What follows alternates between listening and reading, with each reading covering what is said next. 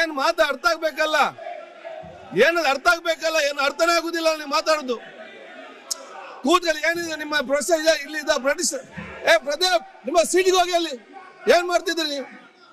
ನಾ ಹೇಳ್ದೆ ಕೇಳಿ, ಏನಿದೆ ಧಿಕ್ಕಾರ ಮುರ್ದಾಬಾದ್ ಅಲ್ಲಿ ಕೂತ್ಕೊಂಡು. ಆಯ್ತು,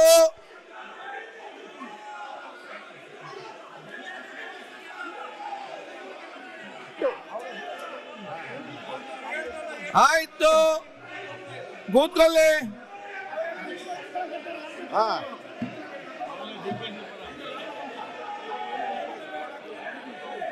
ಈಗ ಪ್ರತಿಪಕ್ಷದ ಕೆಲಸವನ್ನು ನೀವು ಮಾಡ್ತಿದ್ದೀರಿ, ಅಲ್ಲಿ ನೀವ್ಯಾಕೆ ಅಡ್ಡಿಪಡಿಸ್ತೀರಿ? ಈಗ ನೀವ್ಯಾಕೆ ಈ ಕಳಪ ನಡೆಸಲಿಕ್ಕೆ ನಿಮ್ಮ ಅಡ್ಡಿಪಡಿಸುದು ಯಾಕೆ?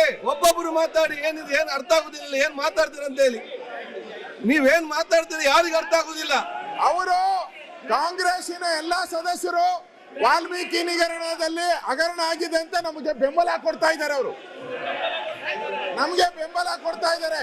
ಹೌದು, ವಿರೋಧ ಪಕ್ಷ ಹೇಳಿರೋದು ಸತ್ಯ ಇದೆ, ಲೂಟಿ ಆಗಿದೆ, ನಮ್ದು ಬೆಂಬಲ ಇದೆ ಅಂತ ಹೇಳಿ ರೂಲಿಂಗ್ ಪಾರ್ಟಿಯವರು ಸಪೋರ್ಟ್ ಮಾಡ್ತಾ ಇದ್ದಾರೆ.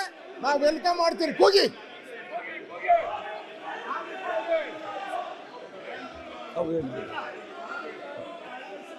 ಈಗ ಯಾತಕ್ಕಾಗಿ ಕಾಂಗ್ರೆಸ್ ಶಾಸನ ಗಲಾಟೆ ಮಾಡ್ತಾ ಇದ್ದಾರೆ ಅಂದ್ರೆ ಗ್ರಾಂಟಿಗಾಗಿ ಗ್ರಾಂಟಿಗಾಗಿ ಗ್ರಾಂಟಿಗಾಗಿ. ಆಯ್ತು, ಯಾರು ಒಬ್ಬರು ಮಾತಾಡಿದ್ರೆ ಯಾರಿಗೆ ಕೇಳ್ತದೆ? ಈ ತರ ಏನ್ ಮಾತಾಡಿದ್ರೆ ಅರ್ಥನೇ ಆಗುದಿಲ್ಲ. ಇಲ್ಲಿ ಗ್ರಾಂಟ್ ಕೊಡಿ, ಕೂತ್ಕೊಳ್ಳಿ ಅಲ್ಲಿ. ಶ್ರೀನಿವಾಸ್,